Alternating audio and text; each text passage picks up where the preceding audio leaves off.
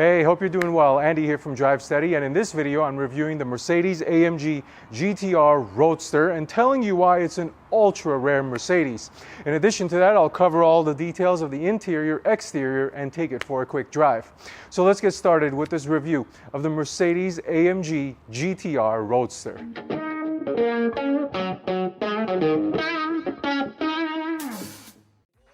Too many, I'm going.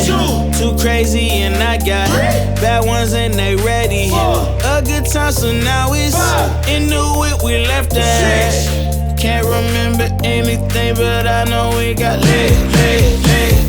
Good times, live in the moment, feel like summertime. Obsessed with nature, not a world mind. The room is spinning, but I feel fine. Alright, so let's get started with the review by first thanking Keys Mercedes for allowing me to review this GTR Roadster for you today. If you happen to be interested in this car or any other new or pre-owned Mercedes product, make sure you give them a call. I've left their information in the description below. Now, let's start off the review by addressing the limited topic. And you might be asking yourself, hey Andy, what the heck? Why is this thing limited? The AMG GTR has been produced for several years now and there's tons of them out there. Well, you might be right, but did you know that the AMG GTR in Roadster form was only produced for 1 year and limited to 750 units worldwide? And you also might be saying, well, who cares? Because it's mostly the same car as the Coupe, basically without a roof.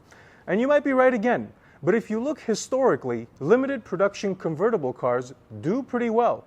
Think 71 Cuda, and how about a 66 Shelby GT350 or a 69 Firebird Trans Am? And don't forget, Mercedes hasn't done too bad with classic convertible cars either. Now, by no means am I saying this is going to be as popular as a 71 Cuda, but I'm willing to bet that this thing ends up being one of the classics for Mercedes. Alright, so now let me give you some details about this Roadster, the actual specifications of the convertible top. So this is a cloth fabric top. Mercedes uses some trickery to make sure that it's lightweight and doesn't add too much weight to the car. But the way you operate it, there's a switch right here where the dome lights are, and when you push it up, the convertible top will start to retract, and this thing takes 11 seconds to open and to close, and you can do it while going up to 31 miles per hour. Now, both of these numbers are extremely impressive. 11 seconds to open and close the top is probably the fastest I've ever heard of a top to open and close, and 31 miles an hour is pretty standard for most convertible cars. Now, one thing that it is missing, and most convertible top cars are as well, I saw this in the 992 911, the Ferrari Portofino also doesn't have it, is the ability to lower the top from outside the car. Now, there is an aftermarket solution to this. I believe it's called Smart Top or Smart Mod, that allows you to bake this into your AMG GTR, but it's something that's definitely missing and a convenience feature that I'm surprised most manufacturers don't put in all of their convertibles.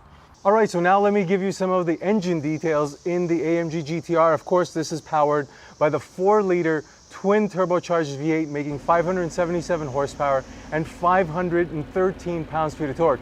It's mated to a 7-speed double-clutch transmission, and it's putting power down to the rear wheels only.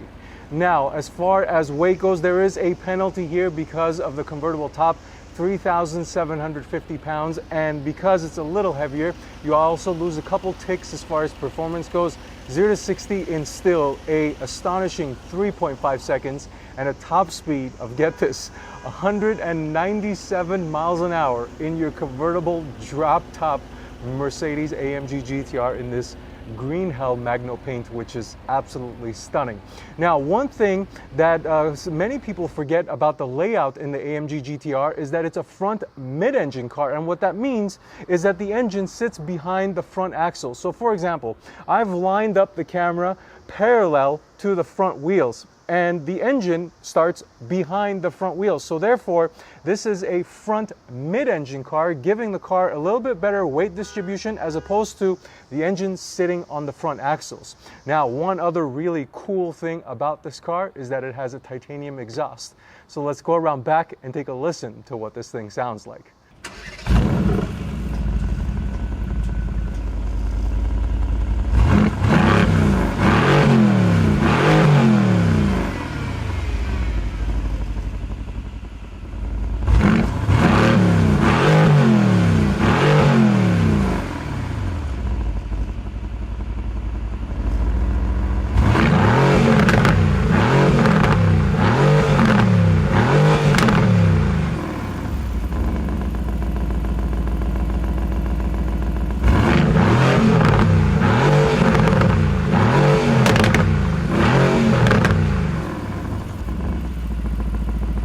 All right, so let's quickly touch on the exterior and the looks of the AMG GTR. And I had reviewed the plain Jane AMG GT, the one with the shorter fenders, and I actually like that the most out of all of the GTs. But the reason why this is a very close second for me, this specific example, is because of the green hell magno paint. I absolutely love this color. It is one of my favorite manufacturer available colors, period. Yes, it's an extra option. It costs a bunch of money to get it, but in my opinion, it is worth every single penny of it. It makes the AMG GTR looks fantastic. But overall, I am also a big fan of the AMG GT styling, the long nose with the short tail, the Panamericana grille, and the overall refresh Mercedes gave it recently, or not recently, probably a couple years ago at this point. And the AMG GTR kit overall with the wide fenders really set this thing off very nicely. And it just looks really good. I'm a big fan of this AMG GTR. All right, so now let's talk about the wheels, tires, brakes, and suspension, because remember, the AMG GTR Coupe laid down that amazing Nürburgring lap time with essentially modifications to the suspension, wheels, tires, and brakes, and obviously some aerodynamics. So let's jump into it. So the suspension, this has an AMG coilover suspension with AMG adaptive ride, basically adaptive dampers. You've got an electronic limited slip differential in the rear, and you start with a magic sauce. So you have active rear wheel steering, so this allows for 1.5 degrees of angle in the rear wheel. And you also have active aerodynamics, so there's a panel up underneath the front bumper that goes down 1.6 inches to suck the car down and give it that much more downforce in addition to all the body aero work. Now let's switch over into the wheels. These are lightweight forged wheels. They're staggered 19 by 10 up front and 20 by 12 in the rear. The tires that wrap them, 275s up front and 325s in the rear. Jumping inside the wheels, you have massive brakes, and these are carbon ceramics, the optional carbon ceramics. These are bigger than the steels. They're 15.8 inches up front and 14.2 inches in the rear. They're distinguishable by the yellow painted caliper, and they actually have 33 pounds of net savings over the steel brakes in the AMG GTR Roadster. So with those things out of the way, now let's jump onto the interior and talk a little bit about practicality. All right, so now the interior of the AMG GTR Roadster, and starting off with quality and with design. So the quality in here is actually pretty good. It's not the best because I think Mercedes had to compromise in certain luxury aspects of it, because this is still a performance-oriented sports car. You can't load it up with a bunch of luxurious materials, which would kind of make it a little bit heavier. Again, maybe it's incremental, but nonetheless, you do have to make it focused for the actual purpose of the car. So overall, the quality is good. There is still some hard touch stuff, but overall, the leather is good. I love the carbon fiber material here. This looks fantastic. And the design itself is getting a little long in the tooth. This thing was probably designed like 10 years ago at this point, but there are some nice elements to it. I really like the way the infotainment system is blended into the dash, and it's very seamless. It kind of gives it that floating screen design, nicely done. And the air conditioning vents are also very cool, carbon fiber around them. They do have a nice clicking sound and testament to some of that quality. The knobs and the switches are metal and they feel very sturdy and actually very, very nice. Now, this next topic is size and comfort.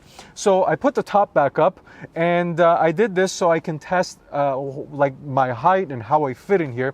And I'm 5'11", and sitting in a normal seating position. This is not even the seat in its lowest spot, and I have plenty of headroom. My hair is not even close to touching the ceiling. Somebody a couple inches taller than I am would definitely be able to sit in here with the top up. You can probably lower the seat a little bit more, and 6'2", 6'3" will probably squeeze in here just fine. But you may have some issues with the windshield because the windshield is actually a little bit short. But definitely sit in here before buying this thing. Next, let's talk about the seat and the overall comfort of the seat.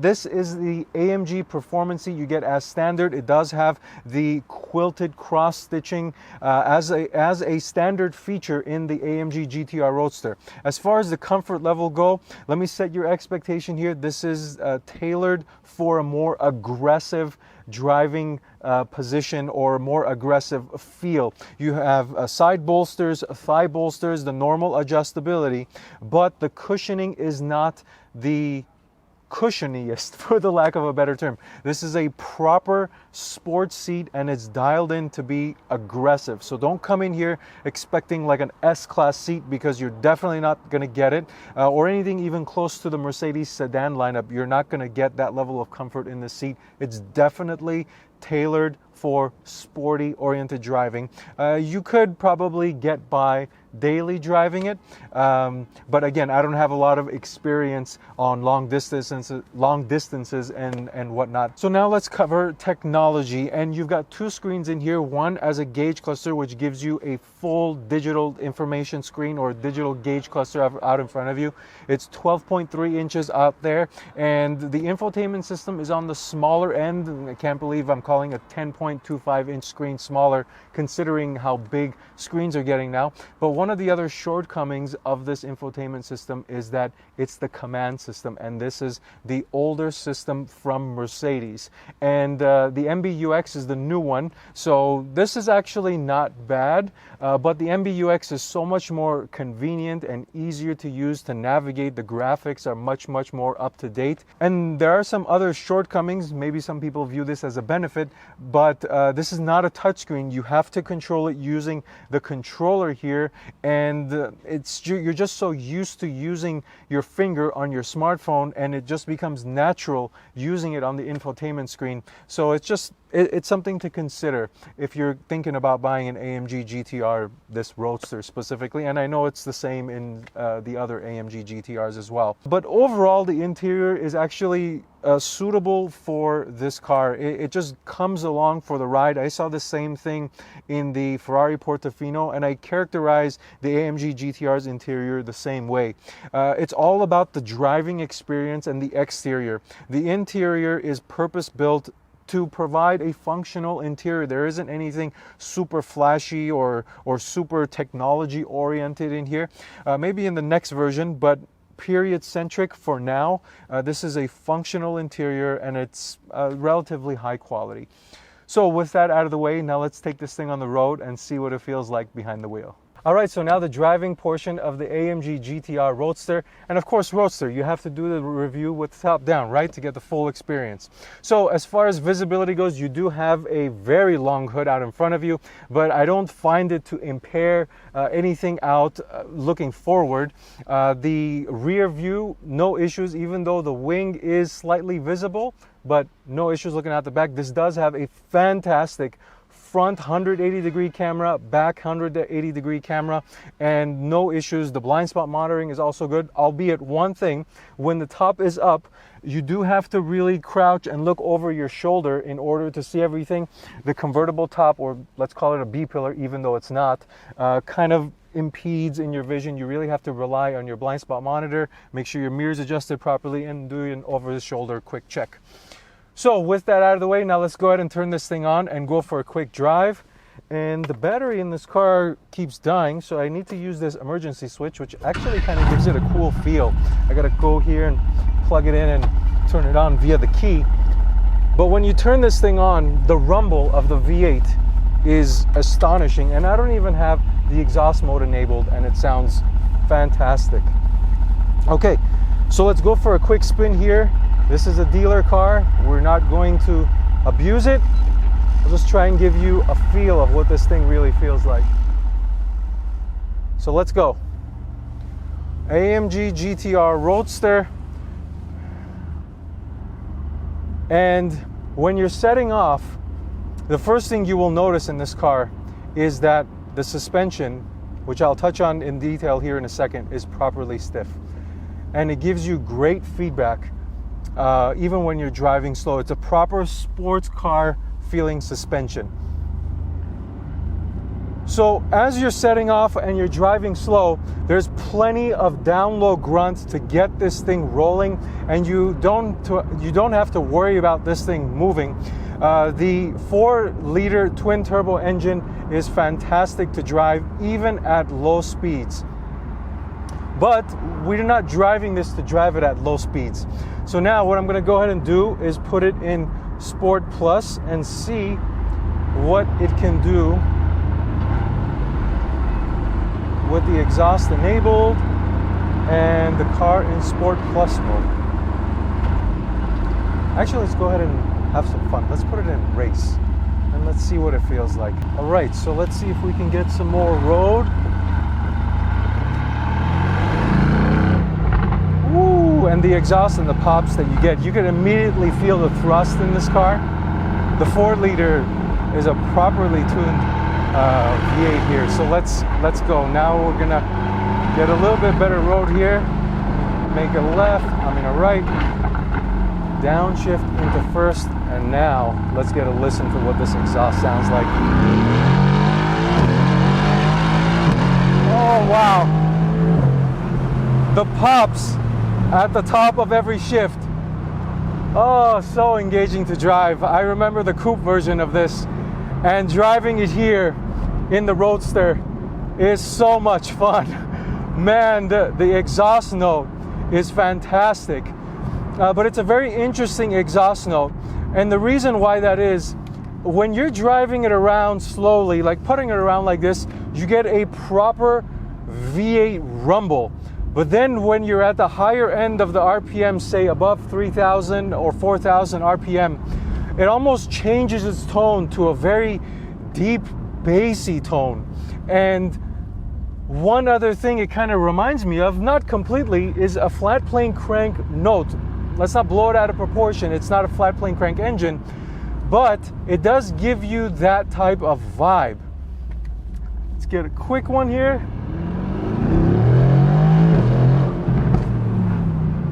The brakes are also very, very good. And let's go some more here.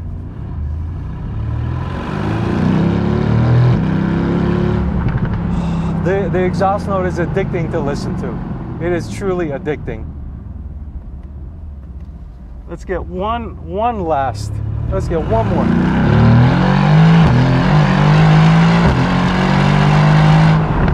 Yes, okay. All right, Andy, you're having way too much fun. Okay, put it back in comfort mode. Let me tell you about the rest of this car.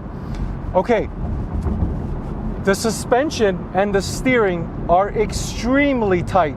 This is a proper sports car handling feel. The suspension gives you a bunch of feedback. It is properly stiff. Do not come in here expecting a GT level ride. You will not get it. This is a sports car feeling suspension. Even in comfort mode, all of the uneven roads are coming in through my seat.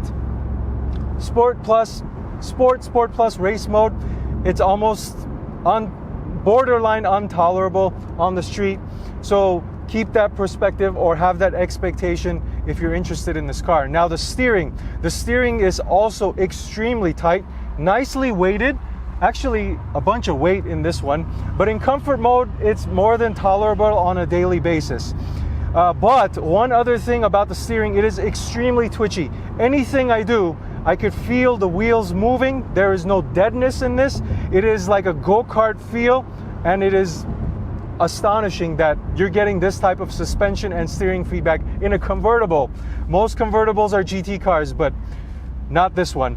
The braking and the transmission, to wrap it up, the braking is very good. Carbon ceramics, the power, stopping power is great, as you would expect in a carbon ceramic car or carbon ceramic equipped brake car. And I'm getting another straight road, and I just can't help myself.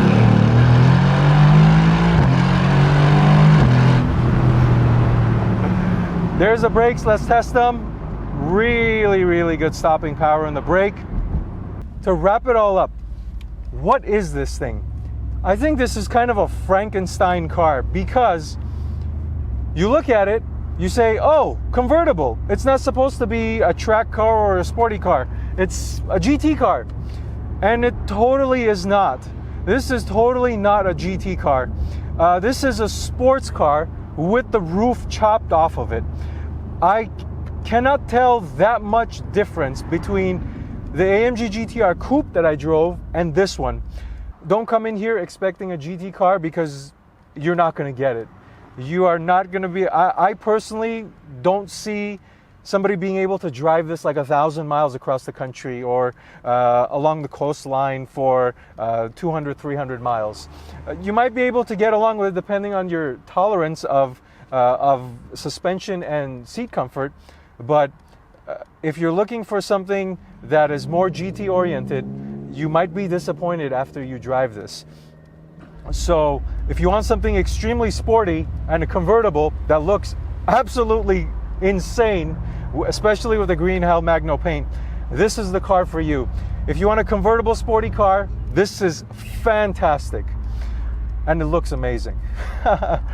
All right, so that's pretty much all I've got to say.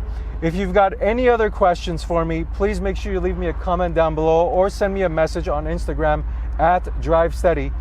Otherwise, thank you for watching this video. Until next time, drive steady.